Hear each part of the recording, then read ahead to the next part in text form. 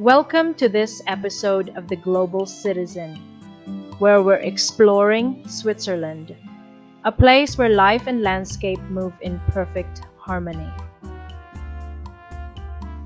I've been traveling across Europe for more than a decade now, and every time I return to Switzerland, it offers me something new, something that makes me want to linger just a little longer. One of those moments that made me think, I'm here, happened in Grindelwald. We were staying in Zurich, just Rashid, me, and Zach. 4 days because Zach wanted to see the city. On our second day, we set off early, first to Interlaken, crisp and cinematic, then on to Grindelwald. And that was it, the moment. You round a bend and suddenly there it is, a storybook Alpine village, chalets with bright geraniums, framed by mountains so grand they look painted into the sky. From there, we took the Eiger Express cable car up to Jungfraujoch, the top of Europe. The air was thin and bright, the snow so dazzling you half squint even with sunglasses. We wandered the ice tunnels, peered out at the glacier, and just stood there, letting the silence fill us. By sunset, we were in Lauterbrunnen, waterfalls catching the last gold of the day. One day felt like 3 trips in one.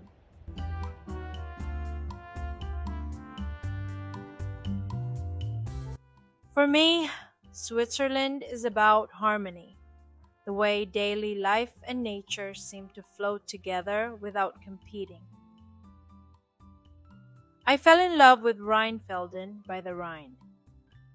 The first time we visited Switzerland was through Basel, and I told Rashid, we're coming back, and we did, again and again. Each time, I noticed the same quiet self-sufficiency. People don't need to fill the air with chatter. You can sit by the river among strangers and feel perfectly at peace. The Alps themselves make you feel small, but never insignificant. Layer upon layer of snow-capped peaks, fading into the clouds, they're ancient, steady, humbling. The silence there isn't empty, it's full.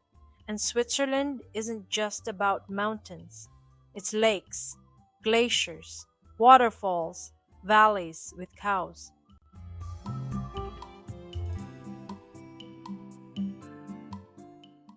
My personal lake is Lake Constance, partly because it touches 3 countries, Switzerland, Germany, and Austria. And then there's the Bernina Pass. The first time we saw it, it was from a tour bus to St. Moritz on a cloudy day.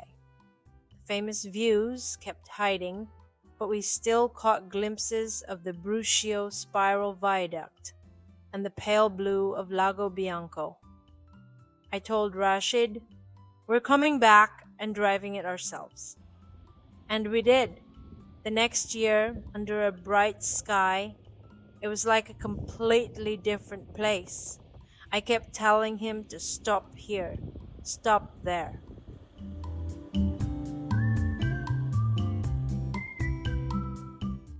We ended with a tea in St. Moritz on a sunny afternoon, a small perfect luxury.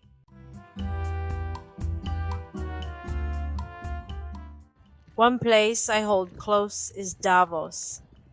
Not because it's in the middle of nowhere, though I like that, but because in summer it's peaceful, open, and quiet. Endless hiking trails, wildflower meadows, and the kind of views that make you slow down without even realizing it.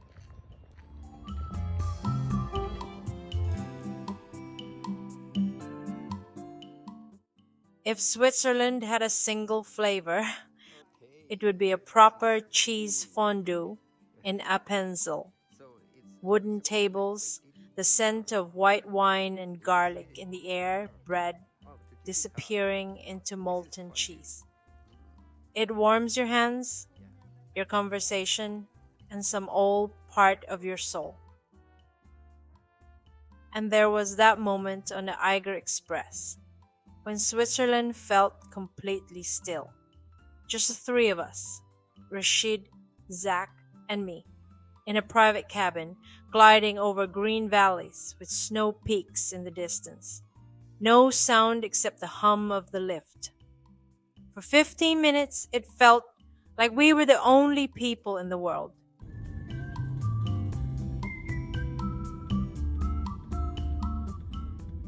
If you go to Switzerland, find a lake and linger. Lake Brienz and Lake Zug are both stunning, easy to reach by train or car, and far from overcrowded. Take an early ferry on Brienz or walk the promenade in Zug with a coffee in hand. That's when you understand why the Swiss guard their landscape so fiercely.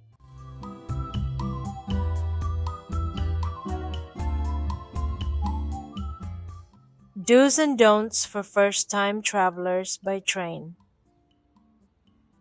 If you're coming to Switzerland for the first time and planning to travel only by train, here's my best advice. Do get yourself a Swiss travel pass.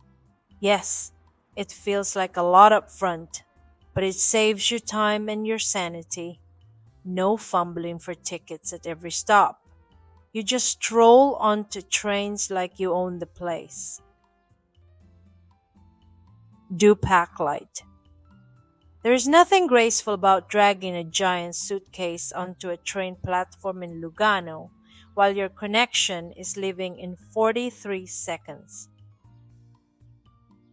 Don't try to cram in too many mountain excursions in one day. You need time for weather changes, cable car queues, and just breathing it all in. Don't ignore the small stations.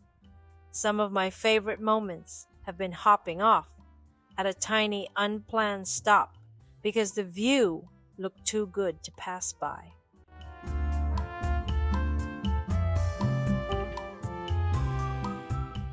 For repeat visitors, where to go next? If you've already been to Switzerland once and you're coming back, welcome to the club. It's addictive. The second time around, skip the obvious. Go to Engadin Valley. It's like stepping into a living postcard, but without a bus tours crowding your view. Head to Appenzell, not just for the fondue, but for the rolling green hills and painted houses that look like someone decorated them for a festival that never ends. And try Soglio, this tiny village in the Brigaglia Valley, cobblestone streets, flowers tumbling from windows, and mountains so close they feel like neighbors leaning over the fence to chat. Oh, and here's a secret. Take at least one local bus route, not the fancy tourist ones, just the little yellow post buses that connect the villages. The views will still knock you flat, but you'll also get a slice of everyday Swiss life.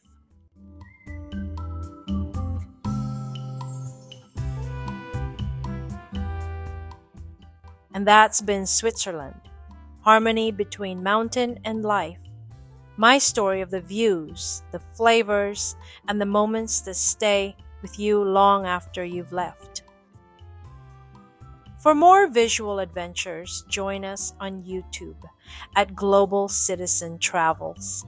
And for stories, itineraries, and quiet corners we love, visit therucanqueen.com.